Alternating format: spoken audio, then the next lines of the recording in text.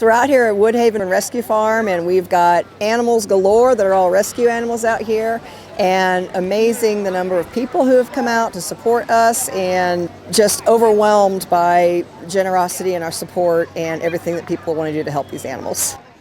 I've always rescued animals, and this just was where I started with my own personal animals, and then they started growing. Word got out that I was kind of the sucker to take in the elderly or the three-legged or the one-eyed or the problem children. From there, it just kind of grew, and after taking in so many animals, then realizing it was financially impossible for me to continue doing, we went ahead and got our nonprofit status. We could get some grants, we could get volunteers, we could build additional areas to keep the animals safe that would allow us to bring in more animals.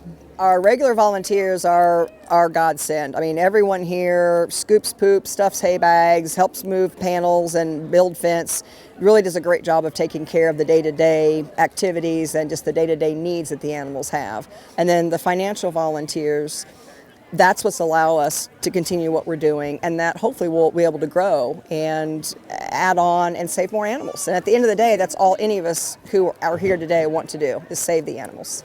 My love for animals, I think God gives everyone a gift, and I truly think that his gift to me was to be able to not communicate like Dr. Doolittle, although some people say I can, but to kind of understand them, and for whatever reason these animals just know that this is a safe place, and they trust me. And that joy from that relationship just keeps me going every day, and knowing I get to make a difference. I get to save someone, I get to help. I mean, Henry over here, just look at that lug. Believe it or not, that's a happy pig in his mud hole. And Franklin, the crippled calf that is now living an amazing life because of early intervention and special care. And we've got really aged llamas and miniature horses and donkeys. And we've several of these animals aren't going to be with us very long because the ones I take in do have health problems. They are terminal in some cases. They're here for weeks or months. Some are elderly that we get a few years out of, and some that just can't be adopted out for other reasons are here for the rest of their lives. But these animals do more for me than I could ever do for them. The reason I do it is it's just who I am. It's in my heart, and this is the biggest joy. I love being around my animals, and to be able to help them is I think why I'm put on this earth. Could not do what we're doing without everyone's help, and I get all choked up because of the amazing people who have come out. Everything we have today has been donated. So all the money we take in from selling the food goods, everything's been donated. So the generosity of the people and the love for the animals that they are sharing with me is just amazing. We have friends, we have family, we have Purdue students out here, and they are running food tents. I mean, I have my cousins from Missouri, my best friend from Virginia, another friend from Florida, all specifically came into town to help with this event. Right now, we also need a lot of extra funds. We are hoping to build on to barns and add some additional fencing and pens. Our feeling is this winter is going to be a tough one for us because of lack of hay due to the drought, and then again with the feed prices going up. So monetary donations are always welcome. Besides monetary donations, we are always in need for materials, farm gates, fencing, fence posts, wood, building materials. Those things we always repurpose and use here. On our website, which is woodhavenrescue.com, there's ways you can just very easily click to donate, and then there's also information available out there on items that we need. You can sign up for our newsletter on our website, and then that will basically direct you to anything that we need when we send out the newsletters.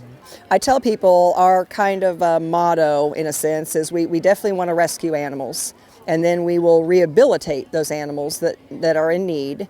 If those animals are able to be rehabilitated, they will be rehomed to homes that are appropriate, and if they can't be rehomed, then they'll retire here. So rescue, rehabilitate, rehome, or retire. So that's kind of our goal, is if we do have an animal that can be placed somewhere in a home, that opens a spot up here for an animal that can't be placed in the future, that can have their forever home and be a sanctuary here. And part of what my long-term goal is for the farm is to do more education and explain to people that elderly animals are awesome. You know, I know that they may not be with you for a long time, but they are so grateful. Everyone wants a cute puppy. No one really wants to adopt a senior dog. Well, I want to change that. And whether it's a dog, a cat, a pig, I want to change that mindset that elderly animals are amazing. And I also want to do a lot of education with children and adults about proper care. A lot of these animals are in the condition they're in because they weren't taken care of properly when they were younger. And so we run into some long-term health issues with poor feeding and not understanding the reasons why you can't let many horses and ponies and donkeys eat grass 24/7. So we want to do a lot of educational things, but I want to instill in kids the work ethic too. Everyone likes animals. Well, you got to take a manure fork, you've got to scoop, there's work involved. But when you see the outcome, it's such a joy. So that work doesn't become work, that work becomes play in a sense.